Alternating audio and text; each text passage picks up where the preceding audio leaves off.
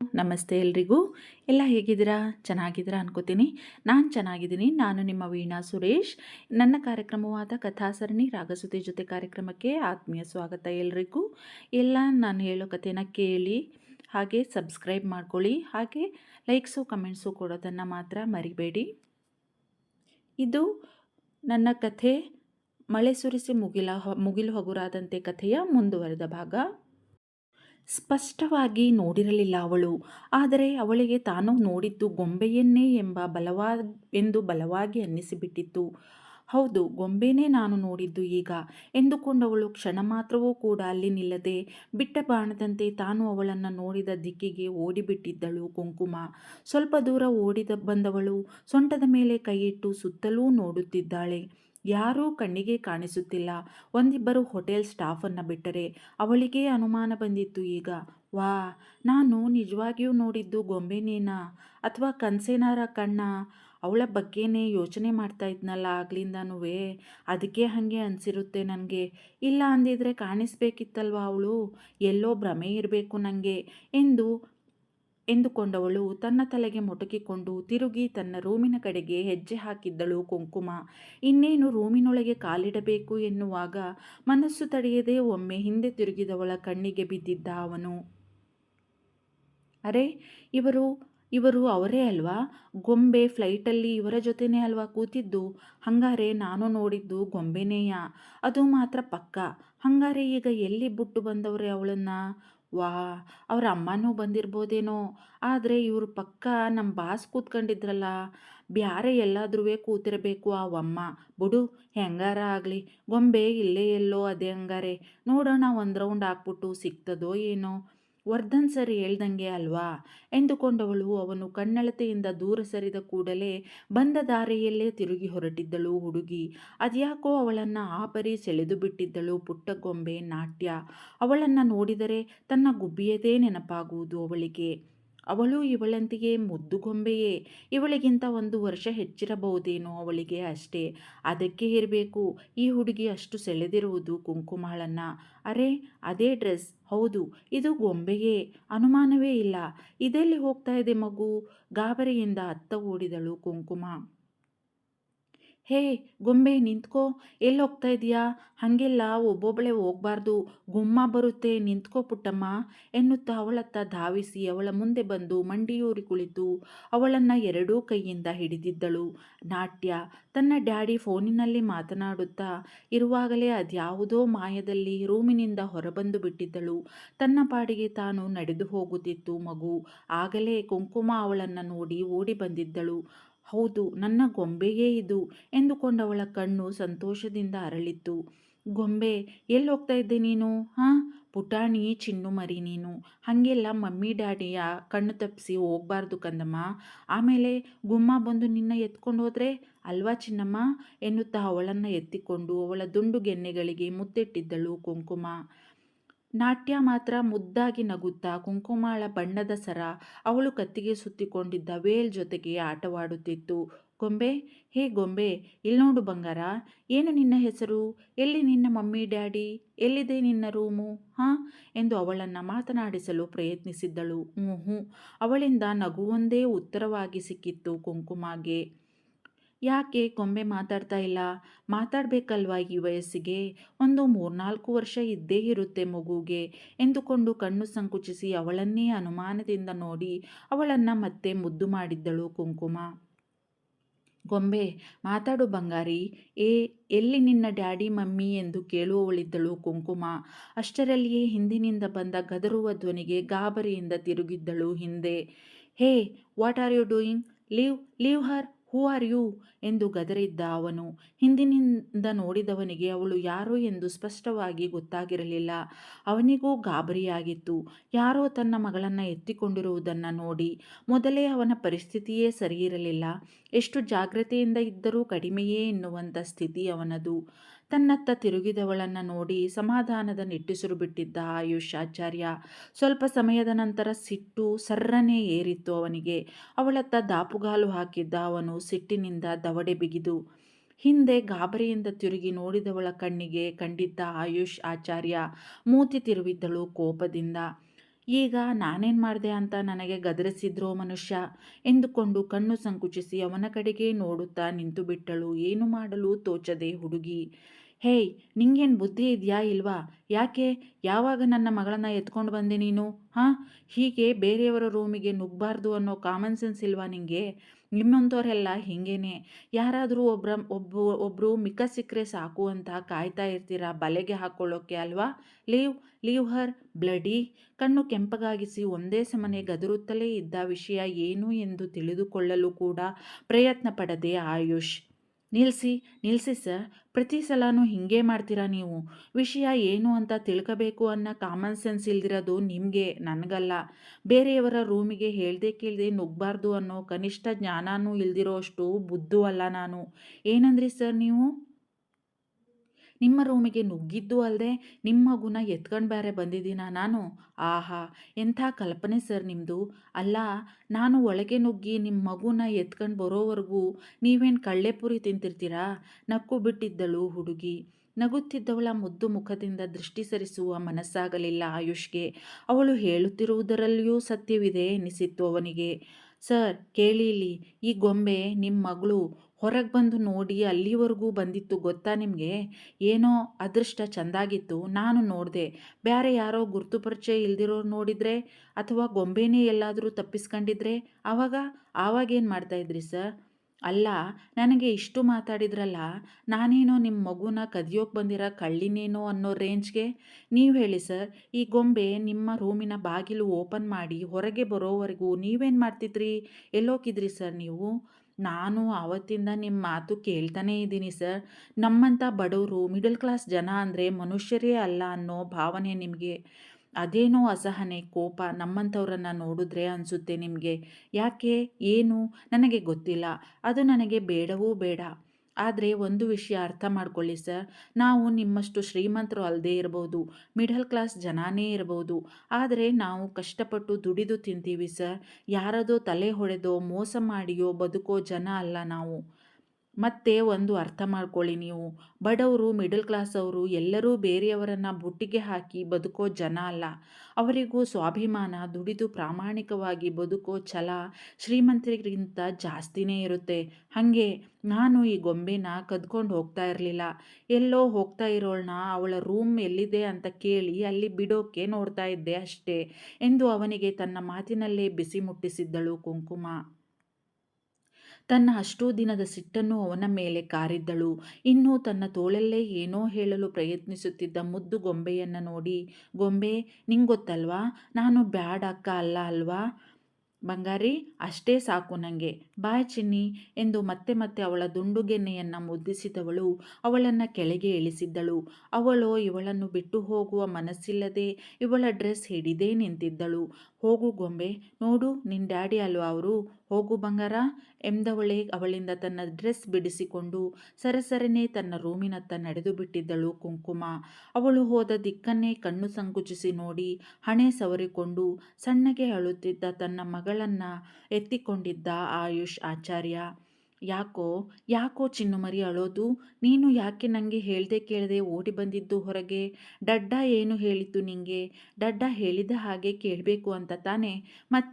ಮತ್ತ್ಯಾಕೆ ಹಾಗೆ ನೀನು ಓಡಿ ಬಂದಿದ್ದು ಎಂದು ಅಳುತ್ತಿದ್ದವಳ ಕಣ್ಣು ಒರೆಸಿ ಕುಂಕುಮ ಹೋದ ದಿಕ್ಕನ್ನೇ ನೋಡಿ ದವಡೆ ಬಿಗಿದಿದ್ದ ಆಯುಷ್. ಯಾವುದೋ ಮಿಡಲ್ ಕ್ಲಾಸ್ ಹುಡುಗಿ ನನಗೆ ಬಾಯಿಗೆ ಬಂದಂತೆ ಮಾತಾಡಿ ಹೋದರೂ ನಾನು ತುಟಿ ಬಿಚ್ಚದಂಥ ಪರಿಸ್ಥಿತಿಯಾಯಿತು ನನ್ನದು. ಆದರೂ ಎಷ್ಟು ಧೈರ್ಯ ಹುಡುಗಿಗೆ! ನೋಡಲು ವಯಸ್ಸಿನಲ್ಲಿ ಮಾತ್ರವೇ ಚಿಕ್ಕವಳು ಇವಳು, ಬಾಯಿ ಮಾತ್ರ ದೊಡ್ಡದೇ. ತಾನು ಯಾವ್ಯಾವಾಗ ಏನೇನು ಮಾತು ಅಂದು ಆಡಿದ್ದೇನೆ ಎನ್ನುವುದು ಅವನಿಗೆ ನೆನಪಾಗದೇ ಇರುವುದು ವಿಪರ್ಯಾಸ. ಬರೀ ಅವಳು ಆಡಿಹೋದ ಮಾತುಗಳು ಮಾತ್ರ ನೆನಪಾಗಿ ಸಿಟ್ಟಿನಲ್ಲಿ ಕುದಿಯುವಂತೆ ಮಾಡಿತ್ತು ಅವನನ್ನು. ನಾಟ್ಯ, ಡಡ್ಡ, ಅಕ್ಕ ಎನ್ನುತ್ತಾ ಕುಂಕುಮ ಹೋದತ್ತ ಕೈ ತೋರಿಸಿ ಸಣ್ಣದಾಗಿ ಅಳುತ್ತಲೇ ಇದ್ದಳು. ಇವನಿಗೆ ಅದರ ಬಗ್ಗೆ ಅರಿವಿಲ್ಲ. ಅವಳ ಮಾತುಗಳೇ ಕಿವಿಯಲ್ಲಿ ಗುಯಿಗುಡುತ್ತಿವೆ ಅವನಿಗೆ. ಪದೇ ಪದೇ ಅದೇ ನೆನಪಾಗಿ ಸಿಟ್ಟು ಸರ್ರನೇ ಏರುತ್ತಿತ್ತು ಅವನಿಗೆ. ನಿನ್ನೆ ಮೊನ್ನೆ ಬಂದ ಹುಡುಗಿ, ಇನ್ನೂ ಬುದ್ಧಿ ಬೆಳೆಯದ ಚಿಕ್ಕ ಹುಡುಗಿ, ನನಗೆ, ಅದು ಈ ಆಯುಷ್ ಆಚಾರ್ಯಂಗೆ ಇಷ್ಟು ಮಾತಾಡುವಷ್ಟು ಧೈರ್ಯ ಮಾಡಿದಳಾ? ಎಷ್ಟು ಧೈರ್ಯ ಇದ್ದರೆ ನನ್ನ ಕಾಮನ್ ಸೆನ್ಸ್ ಬಗ್ಗೆ ಮಾತಾಡ್ತಾಳೆ ಹುಡುಗಿ? ನನಗೆ ನನಗೆ ಕಾಮನ್ ಸೆನ್ಸ್ ಇಲ್ಲ ಎಂದು ಹೇಳುವಷ್ಟು ಧೈರ್ಯನ ಅವಳಿಗೆ? ಎಲ್ಲಿ ಹೋಗ್ತಾಳೆ ನನಗೆ ಸಿಗದೆ? ಇಲ್ಲೇ ಇರಬೇಕಲ್ಲ. ನನಗೆ ಅಂದ ಮಾತಿಗೆ ಒಂದಕ್ಕೆ ಎರಡು ಸೇರಿಸಿ ತಿರುಗಿಸಿ ಅವಳಿಗೆ ಬಿಸಿ ಮುಟ್ಟಿಸಲಿಲ್ಲ ಎಂದರೆ ನಾನು ಆಯುಷ್ ಆಚಾರ್ಯನೇ ಅಲ್ಲ ಎಂದು ದವಡೆ ಬಿಗಿದು ಶಪಥ ಮಾಡಿದ್ದ ಆಯುಷ್. ಈಗ ಅವನ ಗಮನ ಅಕ್ಕ ಎನ್ನುತ್ತಾ ಸಣ್ಣದಾಗಿ ಬಿಕ್ಕುತ್ತಿದ್ದ ಮಗಳ ಕಡೆಗೆ ಹರಿದಿತ್ತು. ಯಾಕೋ ಚಿನ್ನಮ್ಮ ಅಳು ನೋಡು, ಡಡ್ಡ ಬಂದಾಯ್ತಲ್ಲ. ಯಾರೂ ಏನೂ ಮಾಡಲ್ಲ ನಮ್ಮ ಬಂಗಾರಿಗೆ, ಆಯ್ತಾ? ಶ್ ಶ್ ಡೋಂಟ್ ಕ್ರೈ ಚಿನ್ನು ಮರಿ ಎಂದು ಅವಳನ್ನು ಸಮಾಧಾನಪಡಿಸುತ್ತಲೇ ತನ್ನ ರೂಮಿನತ್ತ ಎತ್ತಿಕೊಂಡು ನಡೆದಿದ್ದ ಅವಳನ್ನು ಆಯುಷ್. ಆದರೆ ಅವಳು ಸುಮ್ಮನಾಗುವ ಯಾವುದೇ ಲಕ್ಷಣವೂ ಕಾಣುತ್ತಿಲ್ಲ. ಒಂದೇ ಸಮನೆ ಸಣ್ಣ ರಾಗ ತೆಗೆದು ಆಗಾಗ ಅಕ್ಕ ಎನ್ನುತ್ತಾ ಕುಂಕುಮ ಹೋದತ್ತ ಕೈ ತೋರಿಸುತ್ತಾ ಅಳುತ್ತಿತ್ತು ಮಗು. ವಾ ಕತೆ! ನಾನು ಎಷ್ಟು ಅಂತವ ಸುಮ್ಮನಿರೋದು? ಬಡವರು ಅಂದರೆ ಏನು ಅನ್ಕೊಂಬಿಟ್ಟವ್ರೆ? ನಾವೇನು ಮನುಷ್ಯರಲ್ವಾ? ನಮಗೂ ಇವರಂಗೆಯ ಎರಡು ಕೈ, ಕಾಲು, ಬಾಯಿ, ಕಣ್ಣು ಎಲ್ಲ ಇಲ್ವಾ? ಓ, ಅದು ಸರಿನೆಯ ಬಿಡು. ಇವರು ಮನುಷ್ಯರಲ್ಲ ಅಲ್ವಾ? ನಕ್ಷತ್ರ ಲೋಕದ ಸೃಷ್ಟಿಕರ್ತ, ಅನಭಿಷಿಕ್ತ ದೊರೆ ಅದೆಂಗೆ ಮನುಷ್ಯ ಆದಾರು? ನನಗೇ ಬುದ್ಧಿ ಇಲ್ಲ. ಅದಕ್ಕೆಯ ನಮಗೆಲ್ಲ ಹಿಂಗೆ ನೋಡೋದು, ಬಾಯಿಗೆ ಬಂದಂಗೆ ಮಾತಾಡೋದು ಜನ. ನಾನೂ ಅವತ್ತಿಂದ ಅವನು ನೋಡ್ತಾನೇ ಇದ್ದೀನಿ, ಕೇಳ್ತಾನೇ ಇದ್ದೀನಿ ಇವರ ತಲೆ ಬುಡ ಇಲ್ದಿರ ಮಾತನ್ನ. ದೊರೆ ಆದರೆ ಇವರ ನಕ್ಷತ್ರ ಲೋಕಕ್ಕೆ ದೊರೆ ಆದರು, ನಂಗಲ್ಲ. ನನಗೇನು ಭಯ ಇಲ್ಲ. ಕಳ್ಳಿ ಅಂತೆ ನಾನು. ಅದು ಅವರ ಮಗಳನ್ನು ಅವರ ರೂಮಿಗೆ ಹೋಗಿ ಕದ್ಕೊಂಡು ಬಂದಂತೆ. ನನಗೇನು ತಲೆ ಇಲ್ವಾ? ಕದಿಯೋರು ಯಾರಾದರೂ ಹಾಗೆ ಕದೀತಾರಾ? ಆಹಾ, ಏನು ತಲೆ ದೊರೆಯೋದು? ಅವರ ಮಗುನ ಕದ್ದು ಅಲ್ಲೇ ಮುದ್ದು ಮಾಡ್ತಾ ನಿಂತಿರೋಕ್ಕೆ ನಾನೇನು ಬುದ್ಧುನಾ? ಕದ್ದಿದ್ದೇ ಆದರೆ ಅಲ್ಲೇ ಗೂಟ ಹೊಡ್ಕೊಂಡು ನಿಂತಿರ್ತಿದ್ನ ನಾನು? ಎಲ್ಲೋ ಮಾಯ ಆಗಿರ್ತಿದ್ದೆ ಅಷ್ಟೇ. ಮೂತಿ ತಿರುವಿ ಒಂದೇ ಸಮ ಅವನಿಗೆ ಸಹಸ್ರನಾಮ ಹಾಕುತ್ತಾ ತನ್ನ ರೂಮಿಗೆ ಬಂದು ದಡಾರನೆ ಬಾಗಿಲು ಹಾಕಿದ್ದಳು ಕುಂಕುಮ. ಎಂಥ ಜನ ಇರ್ತಾರೆ ಯಪ್ಪ ಪ್ರಪಂಚದಲ್ಲಿ. ಎಲ್ಲರೂ ನನಗೆ ತಗ್ಲಕ್ಕತ್ತಾರಲ್ಲ. ಅದು ಅದು ನನ್ನ ಕರ್ಮ ಎಂದು ತಲೆ ಚಚ್ಚಿಕೊಂಡು ಕಾಟ್ ಮೇಲೆ ದೊಪ್ಪನೆ ಕುಳಿತಿದ್ದಳು ಹುಡುಗಿ. ಹೇಯ್, ಯಾಕೆ, ಏನಾಯಿತು? ನಿಮಗೆ ತೆಲುಗು ಬರುತ್ತಾ? ಯಾರಿಗೆ ಈ ಸಹಸ್ರನಾಮ ಎನ್ನುತ್ತಾ ಬಾತ್ರೂಮಿನಿಂದ ಹೊರಗೆ ಬಂದಿದ್ದಳು ಸಂಜನಾ. ಅವಳ ಅವತಾರವನ್ನು ನೋಡಿದ ಕುಂಕುಮ ತಲೆ ತಿರುಗಿ ಬೀಳುವುದೊಂದು ಬಾಕಿ ಇತ್ತು.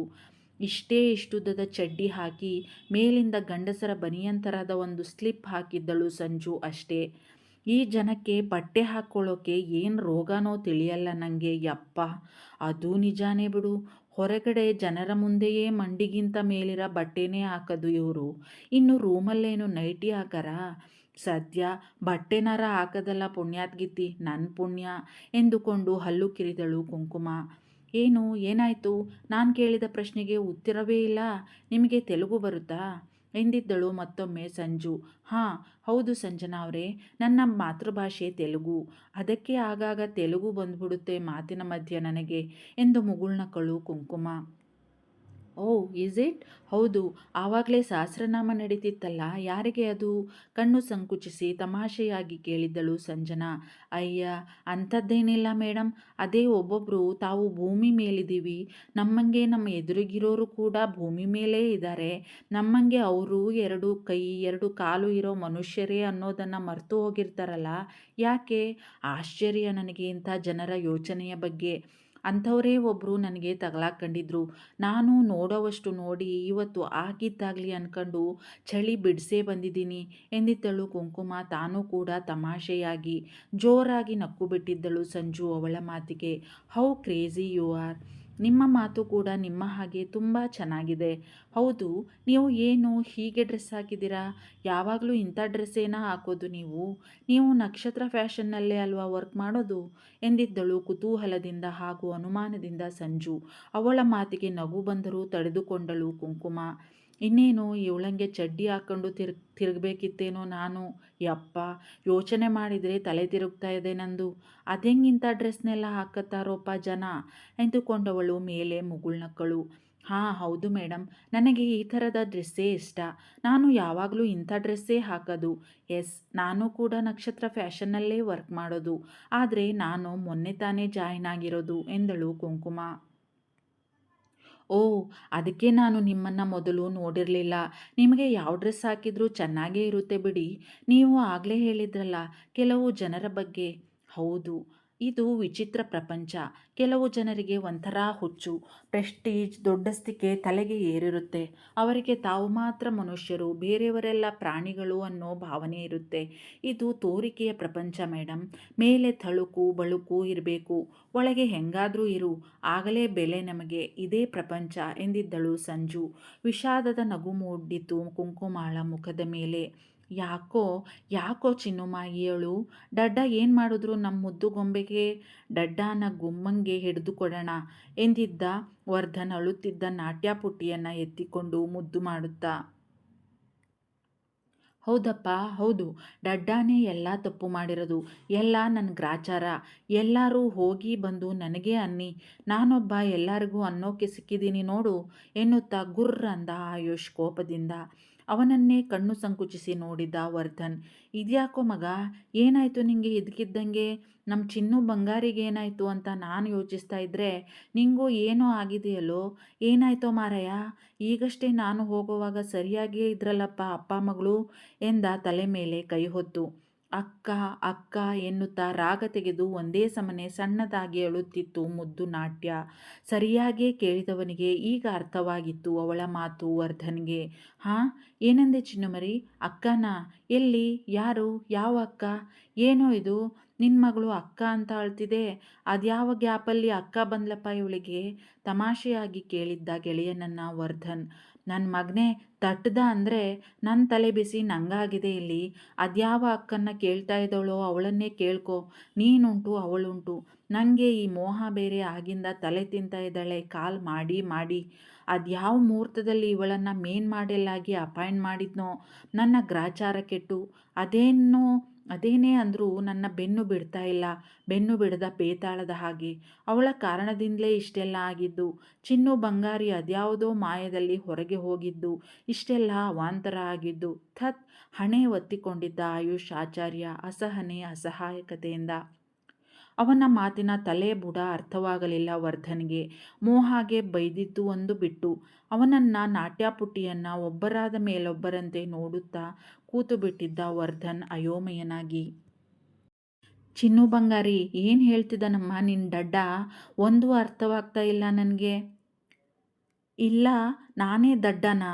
ಇಲ್ಲ ನಿಮ್ಮ ಡಡ್ಡಾಗೆ ತಲೆ ನೆಟ್ಟಗಿಲ್ವಾ ಎಂದು ಸಣ್ಣದಾಗಿ ಕೊಣಗಿದ್ದ ವರ್ಧನ್. ಆದರೂ ಅದು ಕೇಳಿಸಿಬಿಟ್ಟಿತ್ತು ಆಯುಷ್ಗೆ. ಹೌದು ಕಣಪ್ಪ ಪುಣ್ಯಾತ್ಮ, ನನಗೆ ತಲೆ ಕೆಟ್ಟಿದೆ. ನೀವೆಲ್ಲ ನೆಟ್ಗೆ ಇದ್ದೀರಾ. ಎಲ್ಲ ನನ್ನ ಕರ್ಮ. ಮತ್ತೆ ಗುರ್ರಂದಿದ್ದ ಆಯುಷ್. ಅಸಲಿಗೆ ಏನಾಯಿತು ಅಂತನಾದರೂ ಹೇಳೋ ಮಾರಯ್ಯ. ಇದು ನೋಡಿದರೆ ಒಂದೇ ಸಮ ಕುಯ್ ಅಂತಿದೆ, ನೀನು ನೋಡಿದರೆ ಗುರ್ರ ಅಂತಿದೀಯಾ. ಹಿಂಗಾದರೆ ನಂಗೆ ಏನು ಅರ್ಥ ಆಗಬೇಕು? ಈಗ ಇವನು ಸಿಡಿದು ನುಡಿದಿದ್ದ. ಅವನಿಗೂ ನೋಡಿ ನೋಡಿ ತಲೆ ಕೆಟ್ಟು ಹೋಗಿತ್ತು.